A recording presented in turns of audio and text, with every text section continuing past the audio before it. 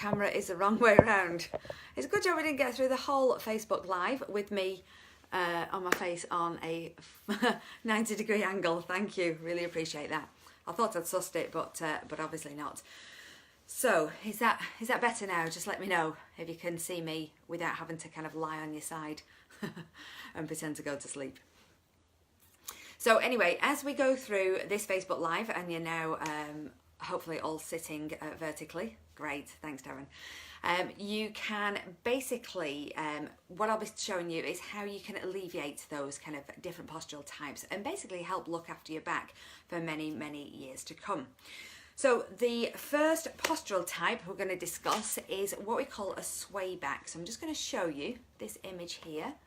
Hopefully you can see that.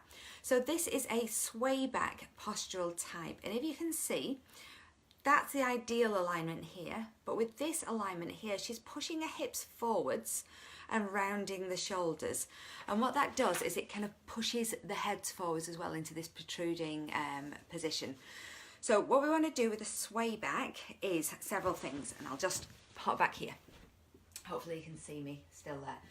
So as I said, a sway back, and this is my own postural type naturally if I don't think about it, is where you push the hips forwards, and in order to not let you fall over, the upper back rounds and then the head pushes forwards like this. Okay, so a little bit later I'm going to show you how to identify which postural type you are, and then I'll put this onto the vlog section of the website. So once you know which postural type you are, you can then come back and watch this video and watch the resolutions, if you like, at how to resolve some of those issues to do with the particular postural type. So if you are a sway back, several things are going to happen.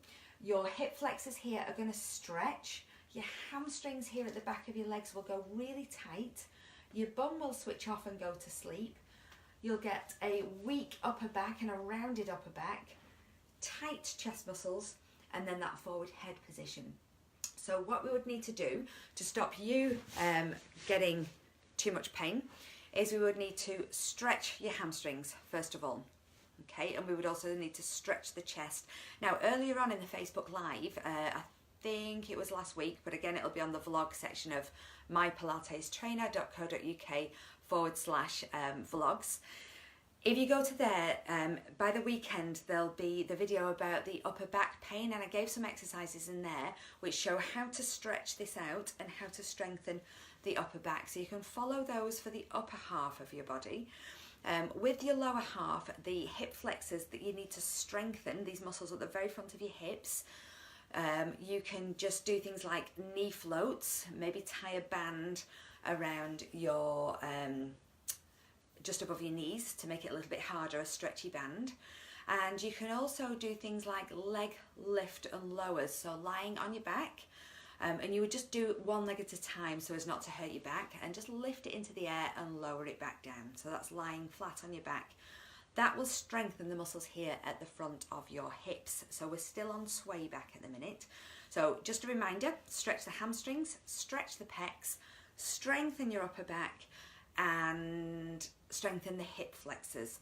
Now, to correct a sway back posture, and the reason we want to correct it is because if you spend all your time here, you're going to get a lot of back pain right down here at the bottom, and you're going to get a lot of back pain here where these are becoming weak. So to correct it, also we need to think about how we stand day to day. So I'm going to ask you, if you are this postural type, to pull your hips back over the heels like that, and you'll feel like you're going to fall over if you don't make any other corrections.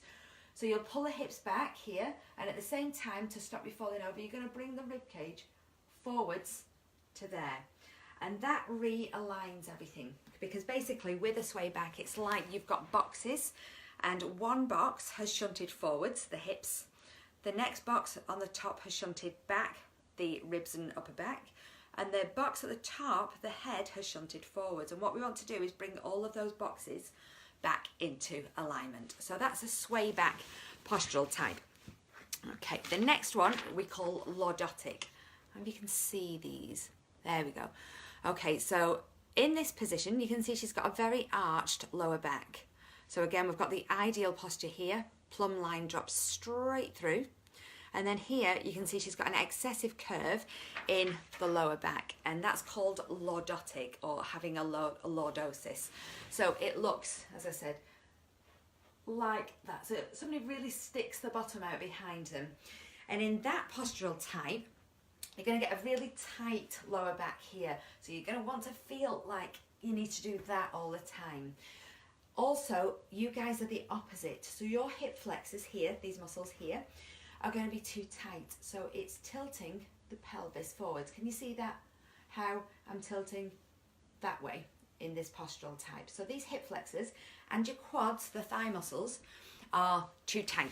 So with that postural type, the lordosis, you would need to stretch the thigh muscles, stretch the hip flexors here at the front, and release the lower back. So stretch the lower back muscles, but at the same time you're going to have to strengthen your tummy muscles to hold that pelvis in alignment. Now what happens with the hamstrings, lordosis? They're going to be too long, the hamstrings, so a little bit weak and a bit stretched. So possibly some hamstring, the muscles at the back of your legs, strengthening work as well. Now don't worry about remembering all this if it's getting a bit too much to remember. All I need you to do is identify your postural type, and then go to the vlog section of the website after the weekend, and you can download a little kind of checklist or worksheet that is relevant to your postural type, and I'll go through all of this and remind you of everything on there. So the last postural type, the last of the ones we're going to cover today is, let's have a look, see if we can see that, a kyphosis or kyphotic.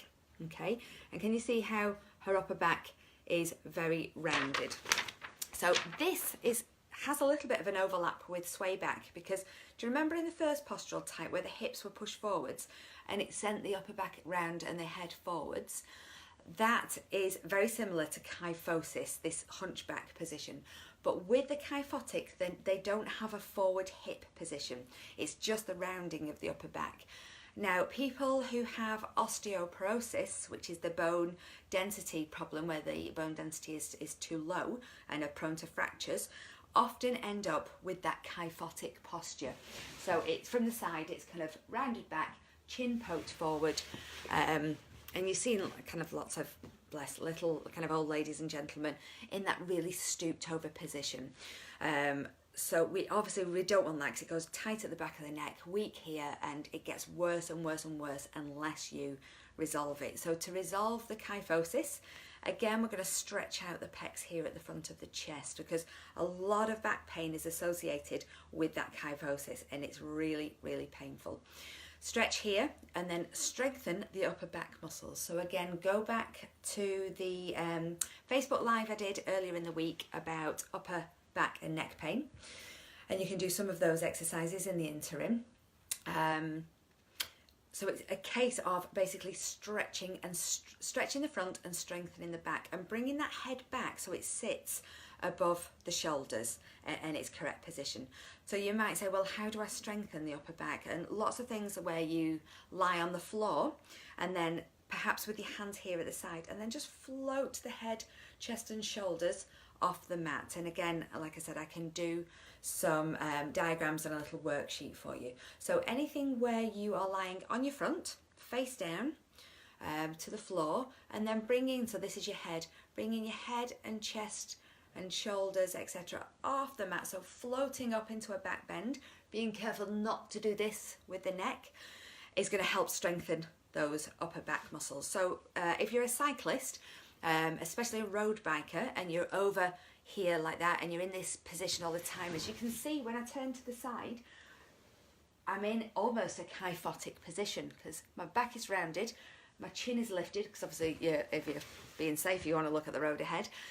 So similar exercises for kind of pro cyclists who are over in this position. Open up the chest, strengthen the upper back, and bring the head back into alignment. So those are the three postural types I see most often in the studio, and the most common one is by far the sway back, because people are kind of getting a bit slouchy, spending too much time on iPhones and Androids and things like that, so they kind of push the hips forwards and have that forward head position.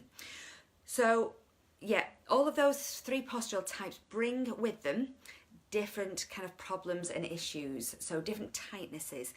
And basically Pilates and the exercises that I'm going to be showing you in the worksheets and throughout the next few weeks, because I've got a particular exercise-based Facebook Live coming up on Thursday, is about restoring the balance. So it's about getting rid of the tight areas and strengthening the weak areas so that we can bring the whole body back into balance. Because if you have some muscles that are pulling too tight, and then the opposing muscle, to keep it really simple, is too weak, the whole structure of your body is going to change, because the tight muscle is going to pull the skeleton out of line, and the opposing muscle, which should pull it back, is going to get weak and stretched, and so the whole structure will move. And that's when you start to get joint pain. So if my shoulders are out of line, I'm going to start getting shoulder, neck and upper back pain. If my hips and my pelvis is out of line, it's going to give me hip and lower back issues, etc., etc. So the whole purpose of identifying which postural type you are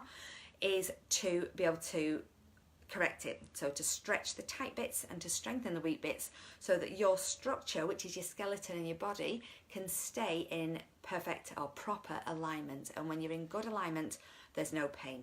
And that's ultimately what we're aiming for. So let me just double check if I've got anything else I need to go through. Okay, so I think that's all. I'm going to pop this information on the vlog section of the website. So mypilatestrainer.co.uk/vlogs, and you'll see these Facebook Lives listed there at the weekend, and you can click and download the relevant worksheets or reminder cheat sheets. Thursday, what day are we on? Today is Tuesday, so Thursday's Facebook Live, really important one. You don't want to miss that one, because it's about the top 3 exercises to stretch a tight lower back. So many people come to me at the studio and they're like, God, you know, my lower back is just so stiff and tight that I need something to release it, because a tight spine that doesn't move is an old spine. So Joseph Pilates once said, you are as young and flexible as your spine. So if you are 30 with a stiff spine, then you're old, that doesn't move. And if you're 60 with a nice flexible spine, then actually you're quite young. So the age of your body is reflected a lot by how flexible and mobile your spine is. So I'm going to be showing you 3 fantastic exercises, really simple, to stretch a tight lower back, and that will make you feel so much better as you go through day to day. So thank you very much for joining me. If you have any questions, pop them in the comments section below, and thank you to Darren for telling me that I was on a 90-degree angle to start with. Much appreciated, and I will see you on Thursday at 1 o'clock for those tight low back release exercises, which will be an absolute godsend. Thank you for checking in, and I'll see you Thursday.